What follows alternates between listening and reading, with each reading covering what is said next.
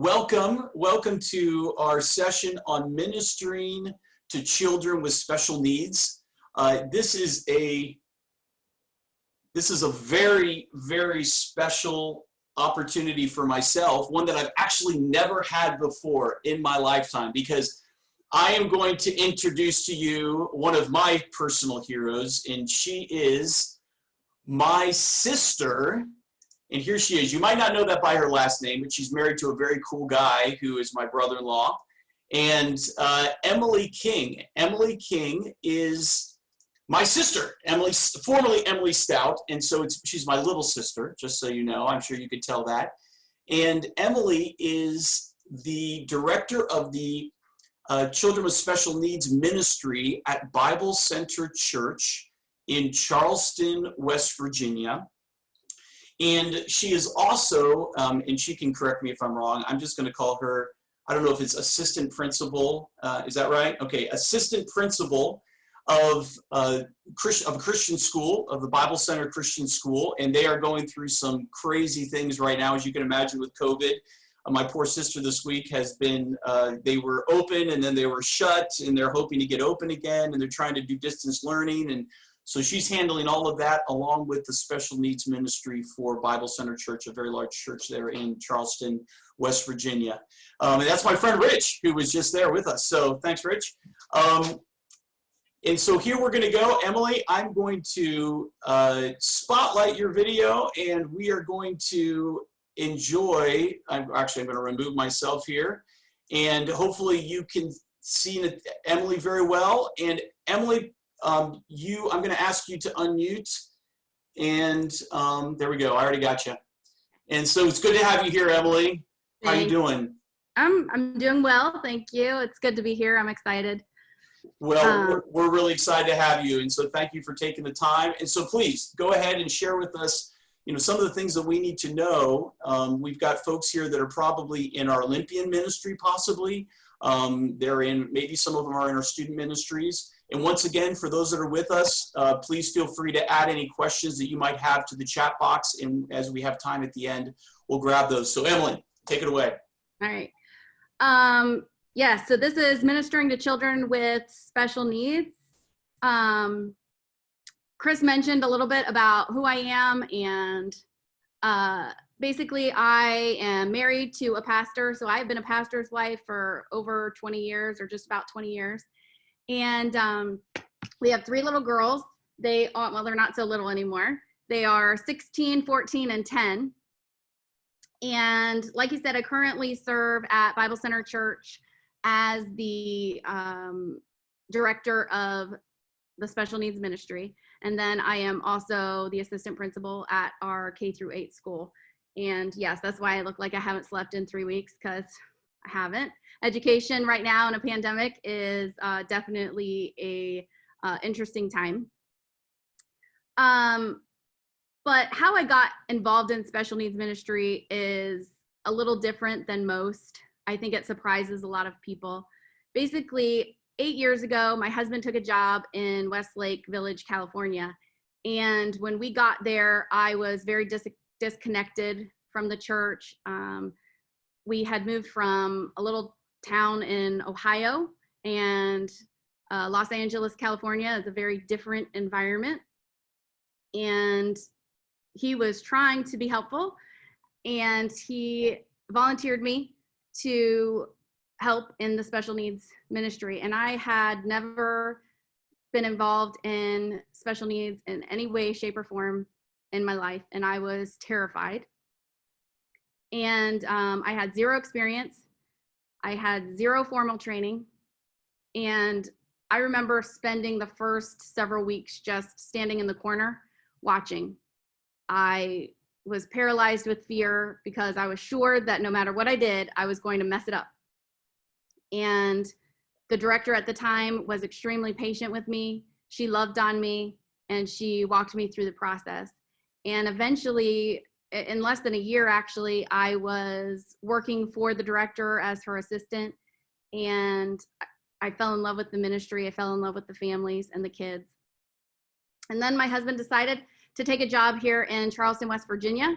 So we moved again. And when I got here, I had actually worked with this church with special needs. We had talked through some of the ways to start a ministry, and they were just kind of on the verge of starting a ministry here, and they asked me to come on as the special needs director. So we started the ministry here basically from the ground up, and it's been a really exciting journey.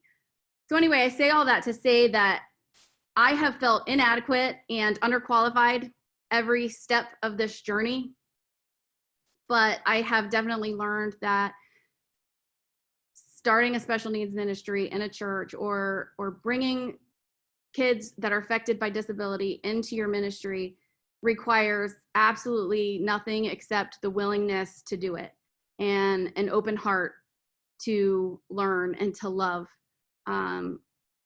If you have that, you have everything that you need to make this work. There is also no cookie cutter approach to how to deal with special needs. Every church is going to be different. Every ministry that I've talked to, every ministry I've been a part of, looks completely different, and that's okay. It's just a matter of getting creative. You're going to hear me say that a lot today. A passage that is very special, and I feel like it really highlights disability ministry, and that's Mark 2:2-4. And it says, "And many were gathered together so that there was no more room, not even at the door. And he was preaching the word to them. And they came, bringing him a paralytic carried by 4 men. And when they could not get near him because of the crowd, they removed the roof above him. And when they had made an opening, they let down the bed on which the paralytic lay." And most of the time when we hear that passage, we focus on the miracle, which is amazing. But it's also an awesome example of what disability ministry looks like. Because here is a man whose disability made it difficult for him to get to Jesus. And he had 4 friends who picked him up, carried him through the crowd. They climbed onto a roof, they dug a hole, and they made it possible for this man to be with Jesus. And it took an extra effort. It took creativity, but they made it happen. And it's just a neat way to see, and that's exactly what it takes. And in the end, they got to see a miracle happen. And if they had looked at that man and decided that he wasn't worth it, they would have missed out on probably the most amazing moment in their lives. And that's how I feel about getting to work with these kids every day.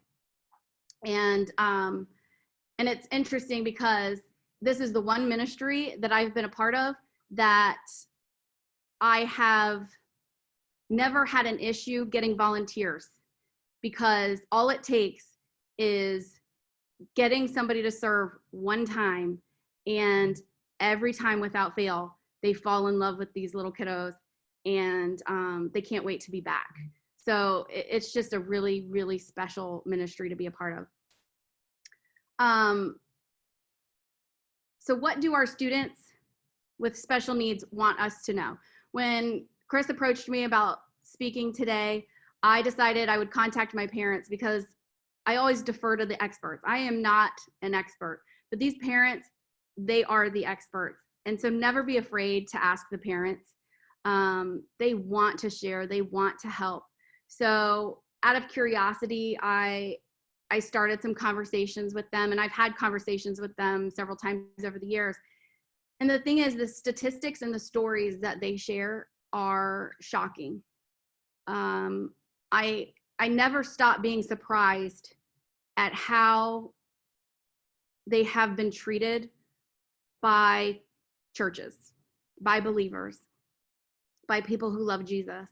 And many times it is, it's well-meaning, but we just need to raise an awareness of what these families need and the best way to love them.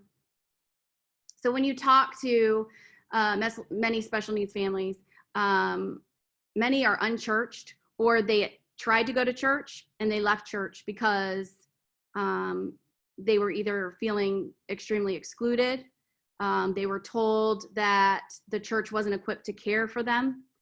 I recently visited a mentor of mine in Nashville, Tennessee, and they have a son that has special needs. And when he was a toddler, they visited a church. And when his mother went to pick him up, the leader, thinking that she was doing something wonderful, told the mom that they had spent prayer time walking around this young man, thanking God that they weren't like him. And it broke her heart, and it broke her spirit. And it took a long time for them to ever want to step foot in a church again. And these were strong believers. And I hate to say it, but that is just one example of hundreds that I have heard from families affected by special needs. So back to the question, what do our students with special needs want us to know? Here's kind of a list of 10 things that I came up with from the different correspondence I had from families. First and foremost, love me. If you ask any family in my ministry, they would say the most important thing is that they feel like their child is loved, that their child feels loved. And basically everything else I talk about today falls under that. If nothing else, ask yourself, how can I love this family well? How can I love this child well? What does that mean? What does that look like? A lot of it has to do with how you welcome them, smiling at them, supporting them, accepting them, being kind. But more than anything, being willing to try. Just try. The next one, keep me safe. And that means physically and emotionally. This is one of my favorite pictures of all time. That is my youngest. She's 10 now, but she was 5. She was in kindergarten when this picture was taken. And one of the main ways that we keep our students safe is through a buddy program. So when a child comes into any of our ministries, any of our events, I pair them with a buddy. So that can be an adult, but that could also be a peer. And I love to use peers whenever possible. And in this case, this little girl connected with my daughter, Abigail. And they were about the same age. And she met Abigail because Abs would come in after church and hang out with me when church was over. And she got to know this sweet thing. And what we learned about peer interaction is this sweet little girl would do whatever Abs would do. So if we wanted her to put her shoes on, she would refuse. But if Abigail wanted her to put her shoes on, she would do it without any problem. When we asked her to sit at story time, she wasn't interested. But if Abs took her hand and led her to story time, she would sit there without any problems. So I just encourage, the more we can make a connection with other students, the less scary this is. And so anytime one of my students enters a new environment, no matter what the age, no matter what the event, I really do everything in my power to connect them with a buddy. Sometimes it's an adult, like I said. Sometimes it's a peer. Sometimes it's both. Maybe it's an instance, because we're talking about safety, maybe it's an instance that the adult needs to be present for safety reasons, physical safety, but I provide a peer because that provides emotional safety. And we've seen great success using that model. The other thing is, take the time to get to know me. Every child is different. And that's kind of why having a cookie cutter special needs ministry doesn't work. Every situation's different. Every child's different. Everyone's needs are different. And the more we take the time to get to know that child, the better we can serve them. And this ministry is personal. It's very personal. So find out, what do they like to do? How do they communicate? What is something that calms me down when I get upset? And again, the parents are the experts in this. Don't be afraid to ask the parents. What are triggers for them? How do what do they want to do when they get upset? Over half of the parents of children with disabilities would say that their church and its leadership have never asked how to best include their children, whether it be in worship, education, programming, activities. And that's sad. That's sad. We need to ask the families, how can we serve you? What can we change? It's usually simple things that we can change to include these students in our ministries. One of the ways we do that, actually, let me go back. This is our Connect card. So when a student comes to us, families fill this out. And originally we had a separate intake card for typical children, right? And then we had a separate intake card for the special needs ministry. And what we found here, especially since our ministry is still on the smaller side, that we've just included it on the back. So this kind of goes along to with my next point, which is don't try and be my doctor. Okay. They spend hours and days at the doctor. They have therapy sessions multiple times a day. They don't need us to be a therapist. They don't need us to be a doctor. They don't want to go to another doctor. They want us to love their child. So along with that, I instruct all of my leaders, and same thing with my teachers at school. It's very important to not try and make any diagnosis. Okay, we're not here to diagnose their kid. And so if somebody walks into your ministry, it may be completely obvious that they have a special need, but we don't bring that up. We don't say, oh, we've got a great special needs ministry. We will work it in a very subtle, gentle way. And because there are parents that aren't ready to have a label per se. And that's okay. We want to respect that. We want to be sensitive to that. And so by having just a simple question at the bottom, if your child has any special needs, please complete the back of the card. That puts the ball in their court. They can tell us what they need to tell us about their child. And again, so I've been to some churches where the intake form for the special needs ministry is 6 pages long. We don't need to know that much. We really don't. I leave a place for a primary diagnosis, a secondary diagnosis, and then the simple question, what would you like us to know about your child? Their diagnosis actually matters very little to me. There are a few that for medical reasons we might need to be aware of. I have students with feeding tubes and things like that. So on that sense, it's good to know those things. But for the most part, I want to know this. What do the parents want me to know about their kid? How can I love them? How can I care for them the best way possible? So number 5, use people first language. This is a big one. I am a child with special needs. I am not a special needs child. I am not a Down syndrome kid. I'm not an autistic kid. I am a child with Down syndrome. I am a child who has autism.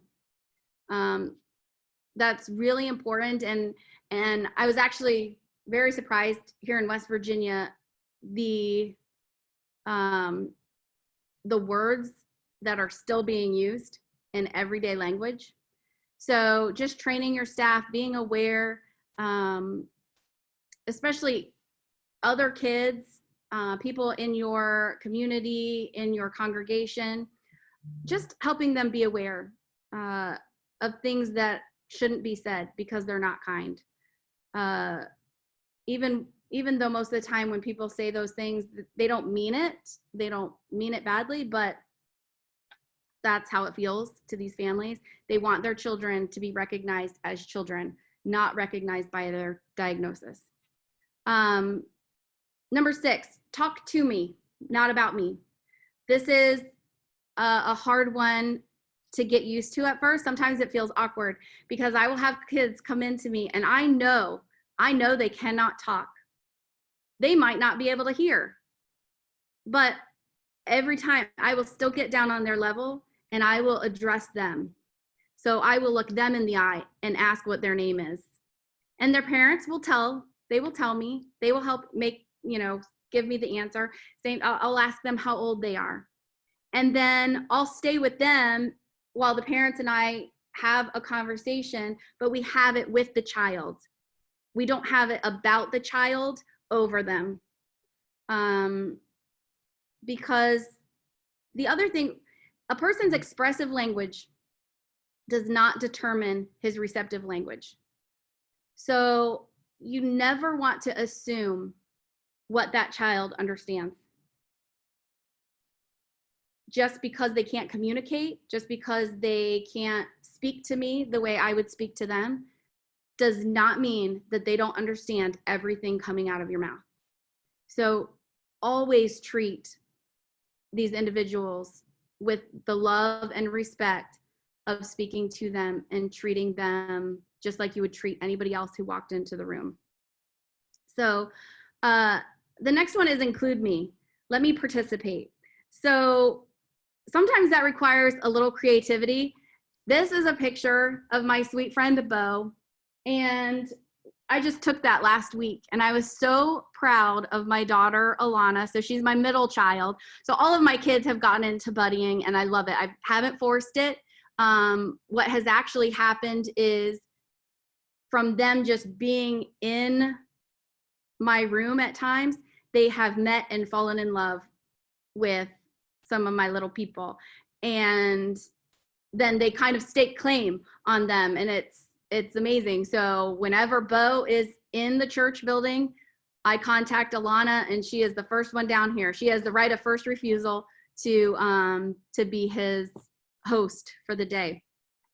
But anyway, I walked into the room, and Bo has this trainer that he uses. That is how he is able to get around. Otherwise, he has to crawl.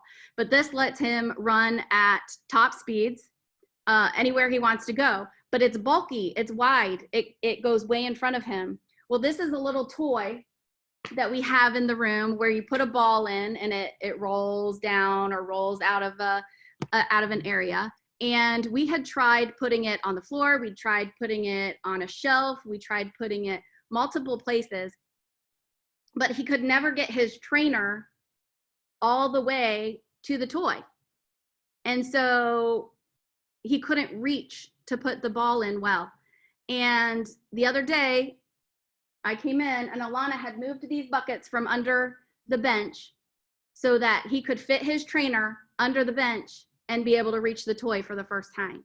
And this is a 14-year-old who just got creative and made it work. And suddenly his favorite toy is completely accessible, and we haven't moved it from the bench since, and he knows that it's there and it's ready for him. So that's just an example, a simple example of using some creativity, thinking through some problems per se, and getting it so every child can participate. So activities that we do, every activity that we do, big or small, we think through it from their perspective. I think through the families that I have and what their needs are and how they can participate in that event with us. So sometimes that includes, like, we had a water day. Bo came to the water day. He can't use this trainer in the grass. So the children's ministry director put a sprinkler in the parking lot, and he ran through that thing all night. Events, maybe they are overwhelmed. I have a couple students who are completely overwhelmed by crowds. So if we're expecting a large crowd, so we do trunk or treat every year, we did before the pandemic, and we have thousands of people who show up. Well, my little guys that have anxiety, inviting them an hour ahead of time so that they can get here and enjoy the event for a little bit before the large crowds show up.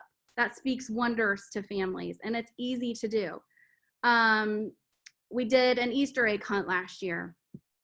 Same thing with the grass. Like normally you hide the eggs in hard to reach places. And so we decided that we were going to have an area that was wheelchair accessible. And then you think through the thought that, okay, they can get their wheelchair there, but they can't bend down to get the eggs. So we would provide a host or a buddy. So the child in the wheelchair could find the eggs and the buddy would help collect them for them and give them, put them in their basket. I think of a huge event we did in California when I was there was Beach Day. And the first year we did it, we didn't think about wheelchairs in the sand. And so we had hundreds of students showing up with their families, and several of them were in wheelchairs. And our volunteers grabbed the wheelchairs or the person and physically carried them down the beach. And it was amazing to watch. But then the next year we got a little smarter and we had plywood, and they had pieces of plywood that they put all the way down the beach to let the wheelchairs go. And then finally somebody was able to donate money for us to rent beach wheelchairs for these families. So it's just, you're never going to get it right the first time, or rarely. I mean, you're lucky if you do get it right the first time, but it's just the willingness to do what it takes to make it possible for every event, every program to be accessible to everyone. So that's just a little bit about including everyone.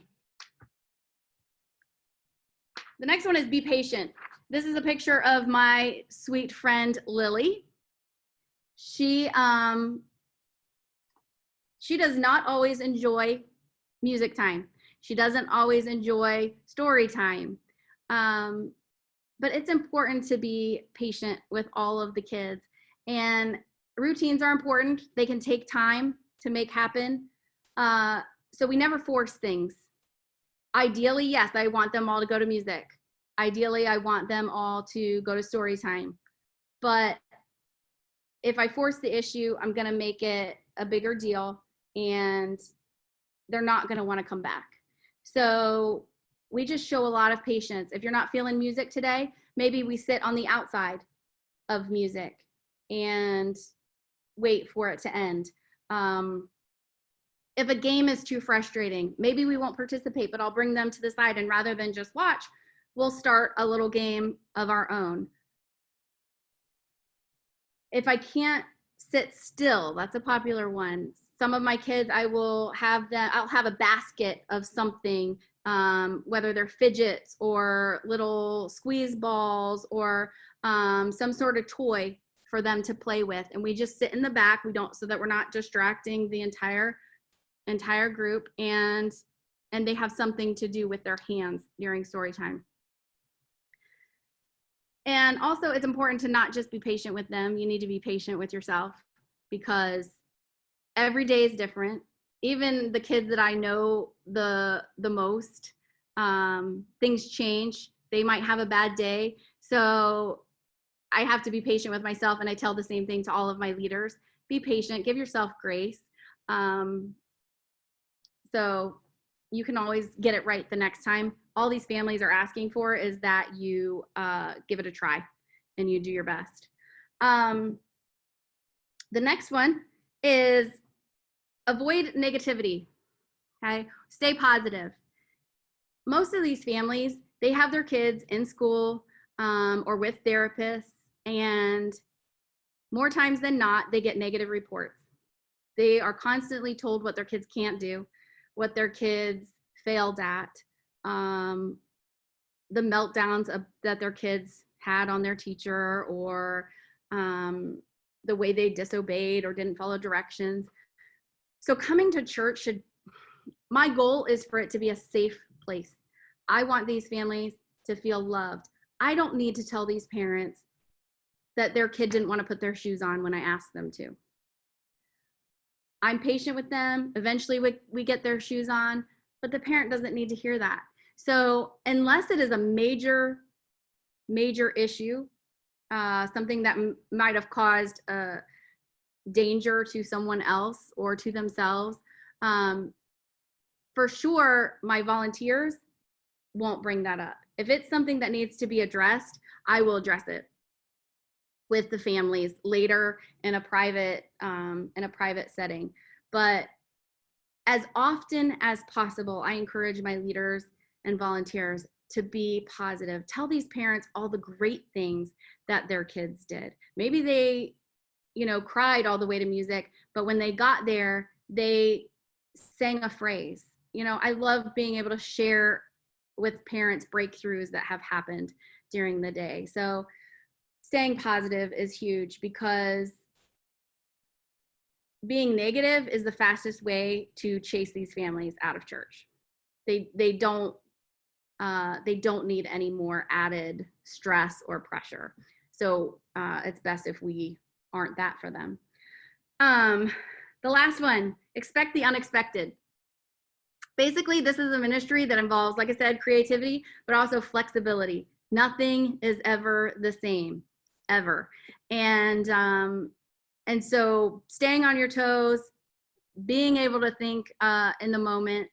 So that's probably the hardest thing for your leaders who aren't necessarily in the special needs ministry to grasp and understand. But my leaders here, I'm so thankful for.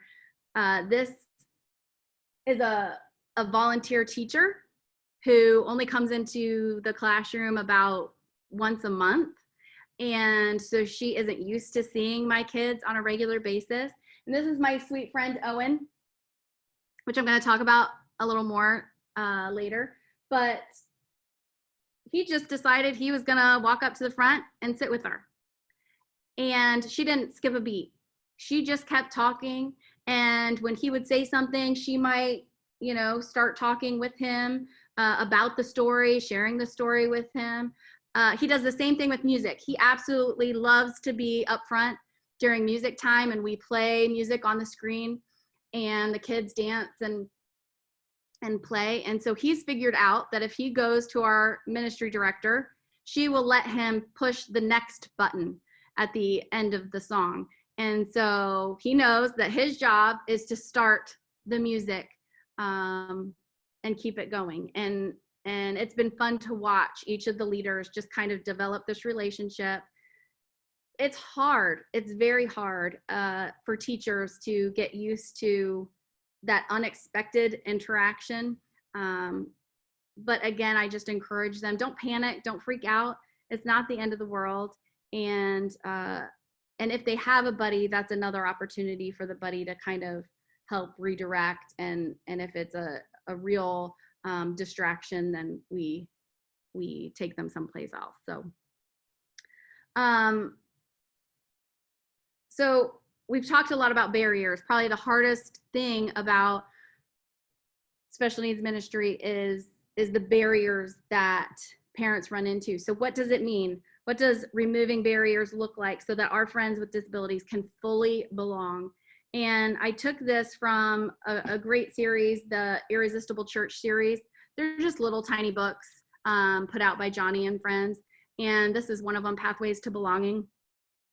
But what does it mean to fully belong? We fully belong when we have access to every opportunity that every other member of the church family enjoys. We can hear about Jesus in a way that reflects our learning style, intellectual capability, and mobility needs. And we have built quality relationships, feel at home in the church family, and are practicing our gifts for the good of the church family and the world. So this is my absolute goal in serving families with special needs, is that they come into our church and they feel like they fully belong. And I just feel like these three definitions really explain that well and what that means. So I try and filter what we do and how we do it based on that, being able to answer those questions and say, yes, my families are doing that. Yes, my families feel that way. So this is my friend Owen that I mentioned before. He was my first student that wasn't here when I got here. So he was the first one that we were able to welcome into our ministry here when I joined. And how he got here was really special. He contacted the church, well, he didn't, but his mom contacted the church because they were having roof issues. She had a leak and she needed help right away. And so our care ministry went to her house and fixed her roof. And there they found out that she had Owen, who was 6 at the time, and Owen has autism. And he has very limited communication abilities, and she's a single mom.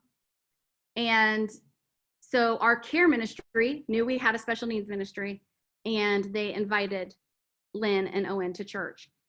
And the first day Owen came, he has a ton of anxiety, and he wanted nothing to do with us. And he came kicking and screaming into the building, and he stood at our door and cried the entire service. But he was safe. And so we kept him. We didn't call mom when he wouldn't stop crying after 5 minutes. We kept him safe. And she came back. He was fine. And the next week he returned. And every week we would try a little more and we'd get a little farther. And the first month we never got him out of our what we call the lodge. So I'm sitting in it right now. This is our special needs room where we have toys, we have a swing. I'll talk a little bit about that in a minute, but he wouldn't leave this room at all. And over time, with patience, with creativity, with leaders that loved on him, eventually we got him to go to music. And now he's the one that he will stand up front, he will sing and dance. He will put his iPad down for a few minutes. He helps push the buttons. And it's been a really neat thing. The other picture is he was just walking out of church one Wednesday night, and a group of the high schoolers were playing basketball, and he was watching them. So they handed him the ball. And eventually one of those girls picked him up and lifted him to the basket so that he was able to put the ball in the basket. And his mom called me on the way home and just sobbing because it was the first time that she had taken him someplace and felt like he belonged, that he was part of this church community. And since then, I mean, Owen has more friends in this church than I do. Everybody knows Owen. Owen stays after church and will go stand on the stage in the sanctuary and worship with the worship band, and everybody knows Owen. It's lots of fun. But it was just an example of meeting an immediate physical need for somebody, offering them a safe place at church, and then sharing our family with them, and then becoming family and fully belonging. And now actually Lynn is serving in our AVL ministry, and she is able to participate in church and participate in serving, which she hasn't gotten to do since Owen was born. So it's a neat story all the way through. Like I said, no two situations are the same. So I wanted to include my email address. I have several churches, ministries that have contacted me. It's fun to just kind of collaborate, get to know each other, toss around ideas, questions. Hey, this worked for me. Hey, this really didn't work for me. What did you do? So feel free to contact me anytime. That's really it. Questions? Emily, that is so fantastic. Thank you for, thank you, first of all, not thank you for making me cry at the end there. That was unexpected as you're talking about Owen and the basketball. And I'm thinking about the, you know, our, even in Word of Life, we've got our Olympians programs and we've got our teen programs, and just the power of a child and a young person caring for another one is just awesome. Yeah. So if anyone has any questions, here I'm crying.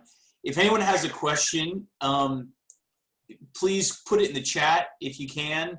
Would be fantastic, and we'll answer. We've got about 10, 15 minutes here, and while you're maybe figuring out how to do that, that would be great. Emily, you know, one thing, and maybe this is an inappropriate question, and since I'm your brother, if it's inappropriate, just tell me it is. It's not a problem. You know, maybe for those of us who don't understand quite as much, and I don't know the context of the people that are watching this, but we're also recording this, and I think others will, I've already heard that many other people are going to be watching this, and they might, we hear about the spectrum. What is that? Can you talk to us a little bit about what that means, and is it important for us to know?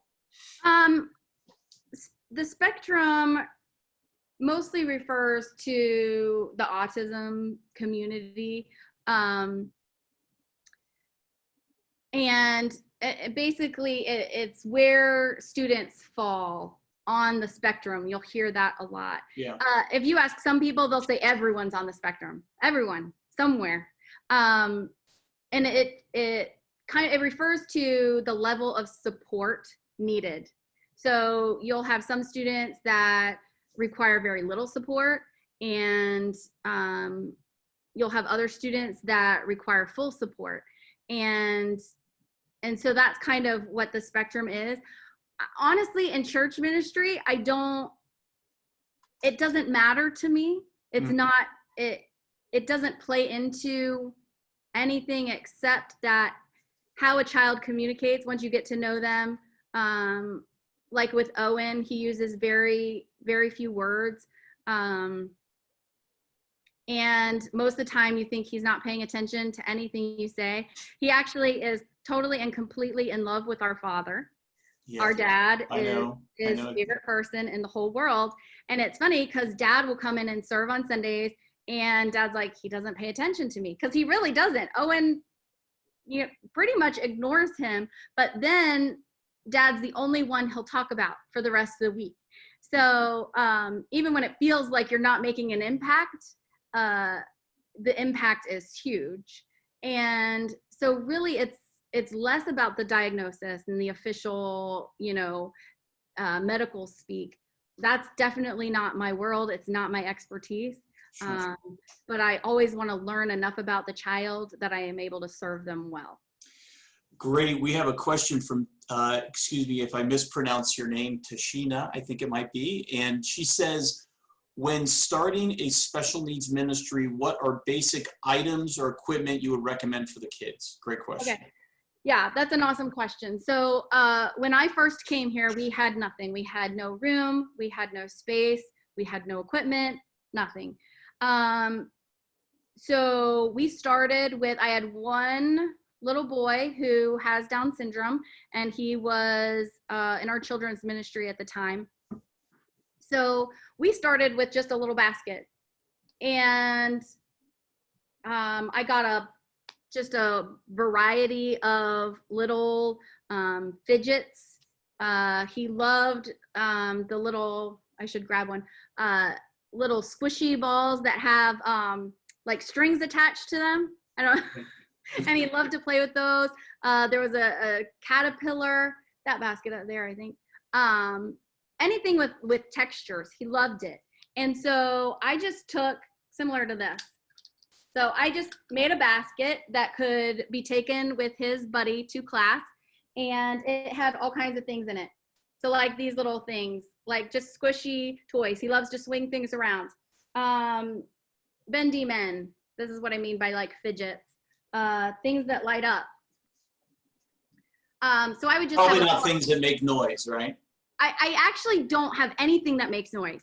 on purpose, because then they're able to take all of these things to any environment in the church, and I don't have to worry about music playing or things like that. So we can sit in the back and we can play with these, and without disturbing anybody. So it was funny because this basket got labeled as Jacob's toys, and every other student in the class was completely jealous of it. And so after story time, I would tell the kids if they stayed and sat with us in a certain space, they could also play with these toys. And it was a way for us to kind of bridge the gap between Jacob and the other students in the class. And Jacob was a rock star because he got to share these super cool toys with his friends. But you've got some bigger stuff there in the room too, in yes. some other special spaces, right? Yes, exactly. So when I was told that they had prepared a space for us, I was thrilled. But I wasn't here when they started that. And so they took me to this room and said, here's your space that we provided for the special needs ministry. And I walked in and I just, I was very serious. And they looked at me like, why aren't you happy? And I said, when I walked in, so it was a room that was it was the last room in the building. The only entryway was in a stairwell outside of the rest of the children's space. So it was a separate entrance. Near the exit, it was small with 0 windows. It did not have access to a bathroom. And it had 0 security. So I asked my awesome leadership, okay, the things that I'm most concerned about, if somebody runs out of this door, they're out the church.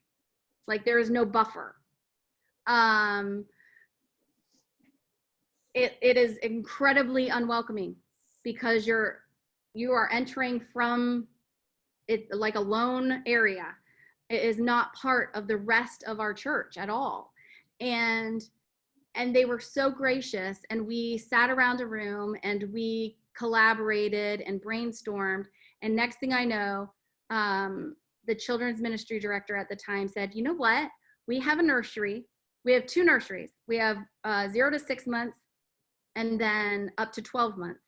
And we didn't have enough kids at the time to really need both spaces. And she said, how about if you take our 0 to 6 month space? It was amazing because now my room is inside secure doors. It's part of the rest of the super cool looking children's ministry. And so we were able to come in here. We kind of reconfigured a few of the walls. And so we have, I can kind of show you. So I don't know if you can see that right there. So yeah. That little room is the hole in the floor right there. It is a hole in the wall. So you see mom, there's mom. Hey, Mom. She is in the entryway to what we call the quiet room. So I have my main room, but then within my main room, I have our quiet room. And this is where any child who is having a bit of a meltdown or just wants their own space, because that's going to happen, they're going to get overwhelmed, overstimulated. They can go to this room where the lights are dim. I have a big bean bag in there. I have weighted blankets, and they can just be by themselves. And yeah, that little hole is an example of, I consulted people who are way smarter than me. And one of the ladies said, wouldn't it be cool if we had a little crawl space to access that? And so our architects did it. They put a little crawl space in there. And so they love it because it created a little tunnel. And so they can access the quiet space either through the main door or through the little crawl That's so cool. And it looks like you've got a swing. Is that like a yeah. swing there? Yeah, so we have a swing. Basically, I was on an incredibly tight budget. So for the most part, I try to spend as little money as possible. There are 2 things that I spent the majority of our money on. One is the swing base, because I have students who are 2 all the way up to, right now my oldest is 45. You have And a 45-year-old in your yeah, special needs ministry? Wow. yeah, she's wonderful. And my older students, they help as volunteers.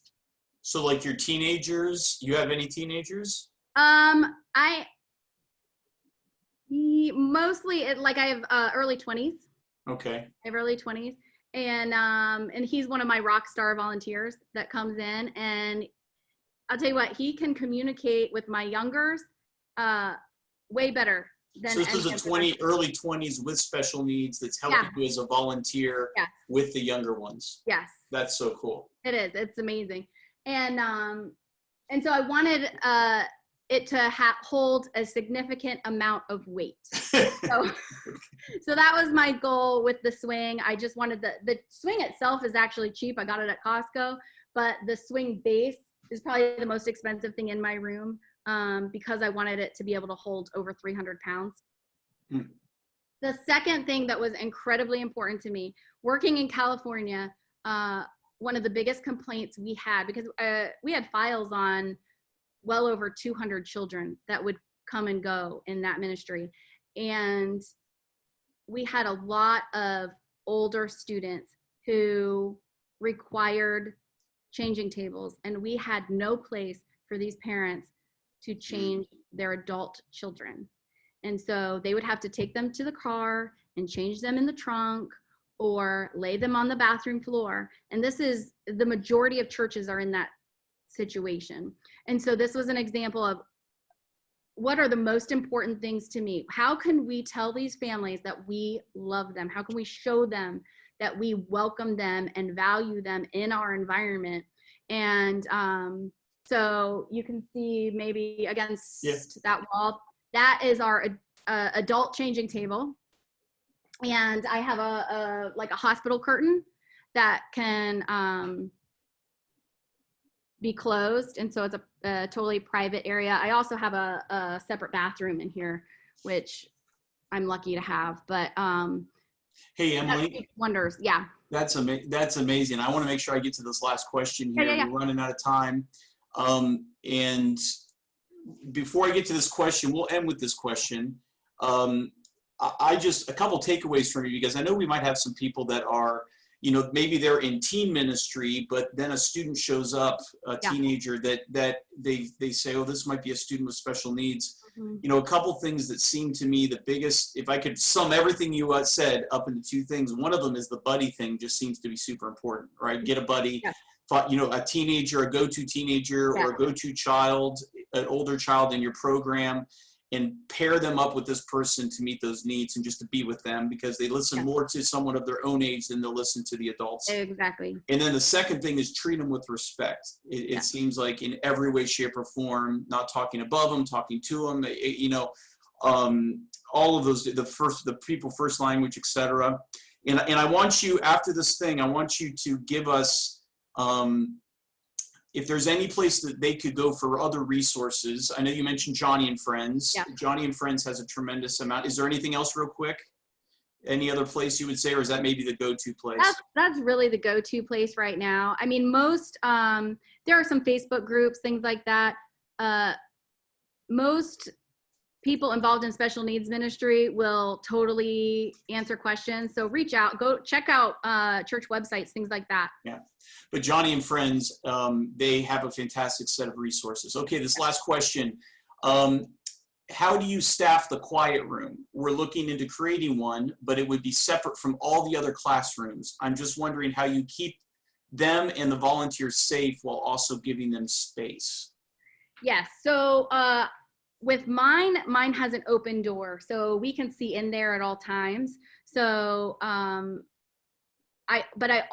we have cameras installed in our rooms. So I have a camera. I have one camera in the main room, and then I have one camera in the quiet room, which our families know about. But in California, it was behind a closed door. And so sometimes a leader would sit in the room with them, and they'd leave them alone, but they might sit in the corner totally by themselves. And some of our students needed that. Other times, I might just have the door cracked open and put my foot there, and it had a window, And so I could see and observe everything that was happening if they were in there by themselves. A window would seem to be a minimum, minimum requirement. Yeah, and we also, we don't let any of our volunteers be alone with a student unless they're in like a public space, but they're not allowed in a classroom alone. So I always have at least 2 volunteers staffing any space. Well, great. This has been fantastic. Thank you, everyone who's been watching. Emily earlier in the session gave her email, and I know that she'd be happy to answer any of your other questions. And so let me just say a word of prayer and just thank the Lord. Father, I'm just so grateful for Emily, and help us, God, help us meet the needs of these children and of these young people in a new and fantastic way, Lord. In Jesus' name, amen. God bless you. Thank you so much. And you're off to your next session in about 10 minutes. You got a 10-minute break, I think at noon. And you can check your schedules. All right. God bless.